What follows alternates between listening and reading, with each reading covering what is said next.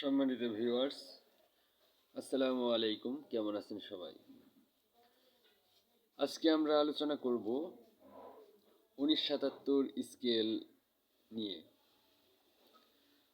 আমরা অনেকেই অনেক ইউটিউব ভিডিও দেখে থাকি যেখানে 1977 স্কেলে 8 পিন 10 পিন অর্থাৎ কমন সার্কিট ইনস্টল করা হয়, কিন্তু এর ভিতরে একটা রহস্য আছে যেগুলো আমরা জানি না, যার কারণে আমরা ইউটিউব দেখে বিভিন্ন কিছু ট্রাই করার পরে আমাদের সময়গুলো লস করি।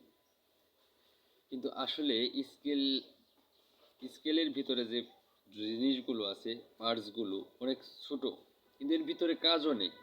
যেমন এটা একটা 1977 ডিসপ্লে, যারা নিয়মিত কাজ করে থাকেন তারা অবশ্যই চিনবেন, আর যারা নতুন তারা এটা ডিসপ্লে সম্পর্কে জানা নেই। এটা একটি 1977 স্কেলের ডিসপ্লে 100 কেজি। এখন 1977-এ কি আসলেই 8 pin 10 pin common circuit install করা যায়?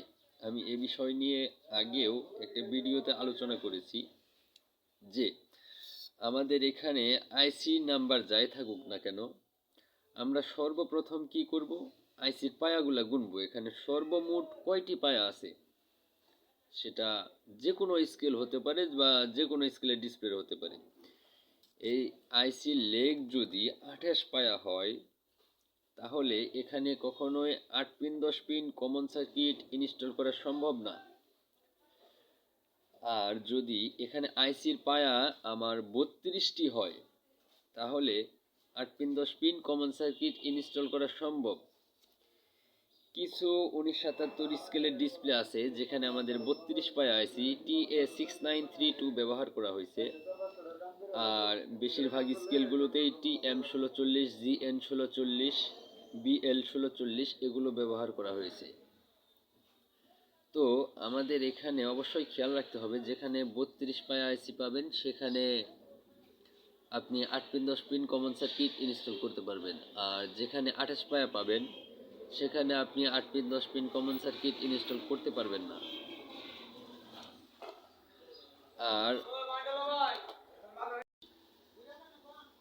আর এটার ভেতরে আপনারা কমন সার্কিট ইনস্টল করতে পারবেন, কোনটা করতে পারবেন 28 পায়া আইসিতে, সেটা হলো 3658 কমন সার্কিটের 26 পিন, এটি আপনারা ইনস্টল করতে পারবেন।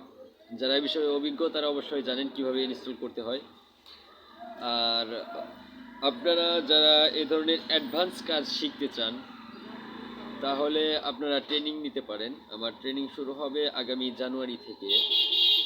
সেখানে আপনার শেখানো হবে কিভাবে কোন ডিসপ্লেতে কোন সার্কিট খাটানো যায়, বেশি দামি সার্কিটের পরিবর্তে আমরা কম দামি কোন সার্কিট খাটাতে পারবো, অর্থাৎ একটা সার্কিট আমার কাছে নাই, তার পরিবর্তে আমরা কোন সার্কিট ব্যবহার করতে পারবো, কয়টা তার ঘোরাইতে হবে, কি করতে হবে।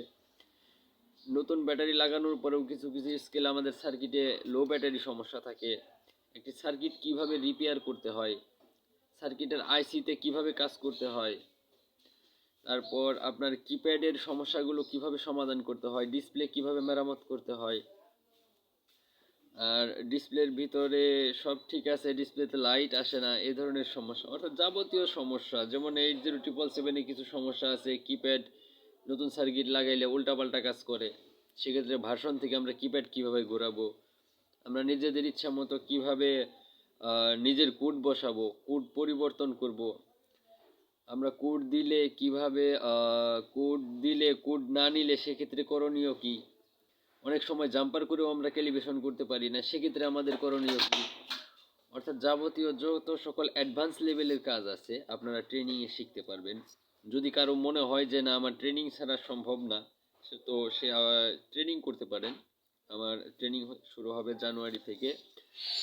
আর আশা করি আপনাদের বোঝাতে পেরেছি যে 1977 স্কেলে কমন সার্কিট ইনস্টল করা সম্ভব অথবা সম্ভব না।